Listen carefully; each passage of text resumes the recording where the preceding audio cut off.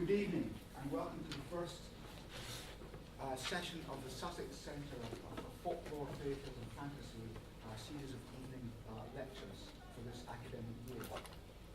We're very lucky, especially in this year which, as you all know, is a bicentenary of the publication in 1812 of the Grimm's, what we call the Grimm's fairy tales, the children's and household tales. And we're really lucky to have talking this evening on that topic, Ms.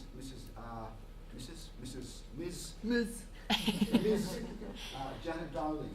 Now Janet is a professional storyteller. She gives performances and workshops in the art of storytelling for adults and for children.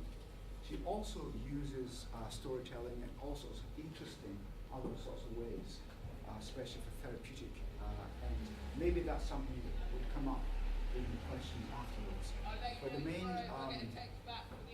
main thrust of Janet's talk this evening is on the fascinating topic of sex, lies, and videotape.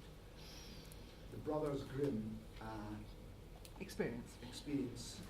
Brackets. And what came after? And what Disney did after. Close brackets. Thank you very much, Janet Dowling. Thank you.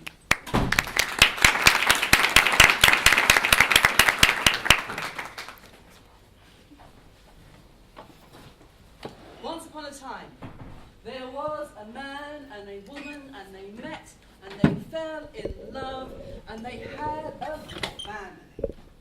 And he was a very successful lawyer. And he looked at his sons and he thought, you will be fine lawyers after me. But sadly, he died. And his wife, there was no money. She had to look to family, her brothers and sisters, her mother, to help her bring up her children. And her boys had hoped and had aspirations to be lawyers. Well, there wasn't any money for that. But those boys were determined. They'd seen what their father had done. And they worked hard, very hard. And they got their scholarships, they got their sponsorships, and they went to university.